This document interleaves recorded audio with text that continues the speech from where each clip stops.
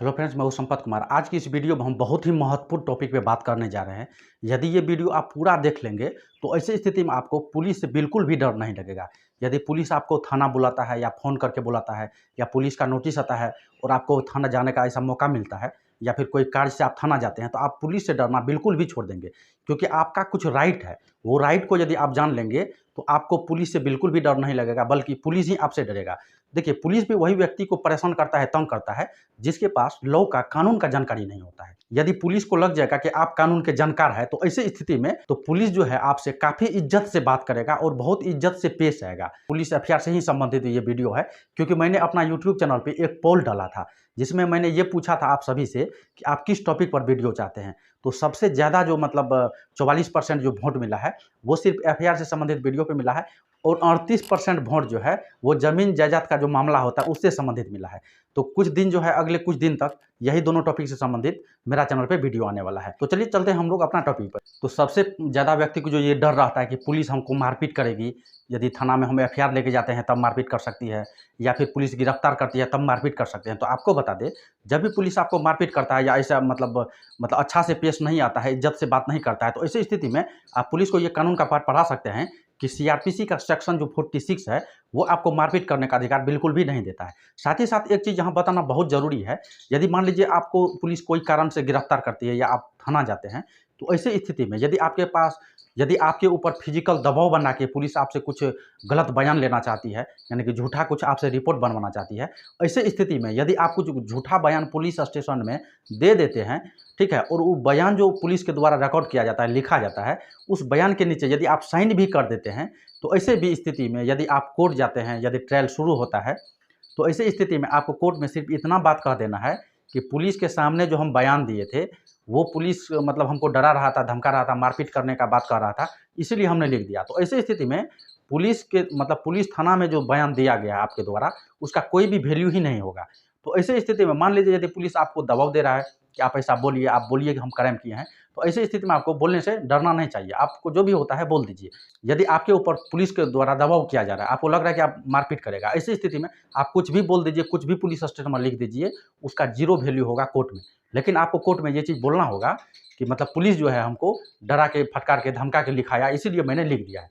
कि मान लीजिए जब भी आपके घर पुलिस आता है या फिर कहीं रास्ते-उस्ते से पुलिस आपको मिलता है या गिरफ्तार करने का कोशिश करता है पुलिस के द्वारा, या गिरफ्तार कर लिया जाता है आपको, तो ऐसी स्थिति में आप गिरफ्तारी का कारण जान सकते हैं, उसको पूछ सकते हैं कि हमको क्यों गिरफ्तार किया जा रहा है। आपको गिरफ्तारी का कारण जानना है। हो सकता है कोई केस से संबंधित आपका भी नाम हो, तो आपको पूछताछ करने के लिए ले जा सकता है, ऐसा भी हो सकता है। तो सीआरपीसी का सेक्शन 50 यानी 50 में ये आपको अधिकार देता है कि पुलिस अधिकारी को ये बताना होगा, आपको कारण बताना होगा कि किस कारण से आपको गिरफ्तार कर रहा है। ऐसी स्थिति में यदि आप सेक्शन के साथ उसको बताएँगे कि सीआरपीसी का सेक्शन जो 50 है, वो तो हमको अधिकार देता है कि कारण जानने का, कि किस कारण से आप हमको गिरफ्तार कर रहे हैं, आप क्यों नहीं बता रहे हैं। तो ऐसी स्थिति में पुलिस को भी ये समझ में आ जाएगा कि जो सामने वाला है उसको लॉ का जानकारी है, कानून का जानकारी है। यदि यहाँ हम अच्छा से पेश नहीं आएँगे, तो ऐसी स्थिति में ये व्यक्ति मेरा वर्दी भी उतार सकता है, और पुलिस का वर्दी उतारना काफ़ी आसान है। आप इस वीडियो में बने रहिए, आगे हम वो भी प्रोसेस बताएँगे।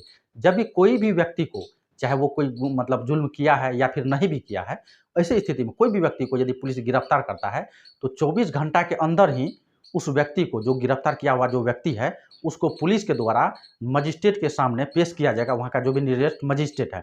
इसके बारे में जानकारी हमें दिया गया है सीआरपीसी का सेक्शन 57 में, यानी कि सीआरपीसी का सेक्शन 57 में ये बात कहा गया है। तो अब मान लीजिए आपको जैसे पुलिस ने गिरफ्तार किया, आप कारण उसको पूछे कि किस कारण से आपको गिरफ्तार कर रहे हैं, तो पुलिस के द्वारा नहीं बताया गया। तो जैसे आपको मजिस्ट्रेट से आपके सामने पेश किया जाएगा, वहाँ आप पुलिस का शिकायत कर सकते हैं, और वहाँ पर यदि पुलिस का शिकायत करेंगे, तो आपका शिकायत जिस प्रकार का होगा, मान लीजिए यदि पुलिस के द्वारा रिश्वत का मांग किया गया है, तो हो सकता है यदि आप वहाँ पे मजिस्ट्रेट से आपके सामने शिकायत करेंगे, हो सकता है उस पुलिस अधिकारी का जाँच जो है एंटी करप्शन डिपार्टमेंट के द्वारा करवा लिया जाए। तो ये भी हो सकता है, या फिर जो भी पुलिस से हायर जाँच अथॉरिटी है, उसके द्वारा भी ये जाँच किया जा सकता है, या आप खुद भी गुहार लगा सकते हैं, मजिस्ट्रेट से आपको कह सकते हैं कि आपके द्वारा ही ये जाँच किया जाए, पुलिस जो है ये गलत पैसा का डिमांड कर रहा है, ठीक है, झूठा जो है केस में फँसाने का बात कर रहा है, ठीक है। साथ ही साथ मान लीजिए यदि पुलिस कोई व्यक्ति को गिरफ्तार किया है, उसके साथ मारपीट कर रहा है, तो ऐसी स्थिति में सीआरपीसी का सेक्शन 53 यानी कि 53 में ये बात स्पष्ट कहा गया है, जब भी कोई व्यक्ति को पुलिस गिरफ्तार करेगी, तो गिरफ्तार के 24 घंटे के अंदर ही जो है उसको नियरेस्ट मजिस्ट्रेट से आपके सामने पेश किया जाएगा। तो वहाँ पर यदि मारपीट किया है तो वो मेडिकल में आ जाएगा, या मान लीजिए पुलिस पहले मेडिकल करवा लिया, उसके बाद आपके साथ मारपीट करता है, तो ऐसे स्थिति में जब भी आप मजिस्ट्रेट साहब के सामने जाते हैं, तो वहाँ आपको ये चीज़ बोलना है। आप अपना वकील के द्वारा भी ये बात वहाँ पे रख सकते हैं, मतलब एप्लीकेशन लगवा सकते हैं कि हमको मारपीट किया गया है। तो उसके बाद होगा कि आप पुनः मेडिकल फिर से आपको करवाया जाएगा। तो ऐसी स्थिति में यदि मान लीजिए वो चटा ही मारा है, तो जहाँ मारा है वहाँ निशान आ जाएगा, मतलब इसका जो है मेडिकल जाँच में ये सब रिपोर्ट आ जाएगा। ठीक है? तो ये चीज़ आपको ध्यान में रखना है। तो यदि मान लीजिए आप कोई ऑफ़ेंस किए ही नहीं और बिना कोई कारण का ही आपको गिरफ्तार कर रहा है, तो ऐसी स्थिति में पूछ-पाछ करने के लिए कोई भी व्यक्ति को कोई भी केस से संबंधित मामला का पूछ-पाछ करने के लिए पुलिस 24 घंटा से ज़्यादा समय तक कोई व्यक्ति को थाने पे नहीं रख सकता है। साथ ही साथ जो व्यक्ति को थाने पे रखता है, उसका जो है प्रॉपर स्वास्थ्य का ध्यान रखना होगा। यदि उसका तबीयत बिगड़ रहा है, तो उसको जो है मतलब हॉस्पिटल में उसको एडमिट करवाना पड़ेगा पुलिस को, ठीक है? साथ ही साथ उसका खाना का मतलब जो है ध्यान रखना होगा, समय-समय पे उस व्यक्ति को भोजन देना होगा, पानी देना होगा। इसके बारे में कहा गया है, मतलब सीआरपीसी का सेक्शन 55A में, कि उस व्यक्ति को खाना देना होगा जिस व्यक्ति को पुलिस गिरफ्तार करके लाया है। अब मान लीजिए कोई व्यक्ति को गिरफ्तार करता है, 3 दिन, 4 दिन, 5 दिन तक थाने में बैठा के रखता है, ताकि जो व्यक्ति शिकायत किया है उसको खुश किया जा सके या उससे मतलब अवैध रिश्वत लिया जा सके। ऐसा-ऐसा पुलिस का जो है बिहेव होता है। हालाँकि सभी पुलिस अधिकारी ऐसा नहीं है, लेकिन कुछ पुलिस अधिकारी के द्वारा ही सभी पुलिस डिपार्टमेंट जो है बदनाम होता है। तो ये चीज़ आप जानते ही होंगे। तो ऐसी स्थिति में जब भी मजिस्ट्रेट साहब के सामने पेश किया जाता है, तो आपको सब बात बोलना है कि आपके साथ बदतमीज़ी किया गया है, मारपीट किया गया है, आपका मेडिकल नहीं करवाया गया है, आपको 24 घंटा से ज़्यादा समय तक जो है थाना में रखा गया है। ये 24 घंटा से ज़्यादा समय जो है, इसमें ऐसे काउंट होता है, यानी कि जहाँ पर भी मजिस्ट्रेट साहब है, थाने से मजिस्ट्रेट साहब तक जाना होगा, उस जाने में जितना समय लगेगा, ठीक है, वो समय इस 24 घंटा में काउंट नहीं होगा। तो इस टाइप से ये 24 घंटा जो है काउंट किया जाता है। तो आपको ये चीज़ जानकारी रखना है। अब मान लीजिए जैसे मजिस्ट्रेट साहब के सामने आपको पेश किया गया है, तो वहाँ पर जो है आप पुलिस का शिकायत कर सकते हैं, वहाँ आपको बोलने का पूरा आज़ादी दिया जाएगा। यदि आपको लग रहा है कि आपका वकील नहीं बोल पा रहा है, तो आपको यदि ये सभी सेक्शन के बारे में नॉलेज है, तो आप खुद बोल सकते हैं, वहाँ पर कोई भी मतलब परेशानी आपको नहीं होगा बोलने में, कोई रोक-टोक नहीं है, आप निधड़क वहाँ पे बोल सकते हैं। साथ ही साथ यदि मान लीजिए पुलिस आपको धमका रहा है, कोई जुल्म नहीं आप किए हैं, आपको जबरन गिरफ्तार कर लिया और आपसे ये कहवा रहा है कि आपको बोलना है न्यायालय में कि आपने खुद ये जुल्म किया, तो आप वहाँ पे न्यायालय में ये बात भी कह सकते हैं कि मतलब पुलिस के द्वारा जो है हमको दबाव बनाया गया है। हो सकता है यदि हम जुल्म कबूल नहीं करेंगे, तो पुलिस के द्वारा जो है कोई झूठा मेरे ऊपर एफआईआर कर दिया जाए।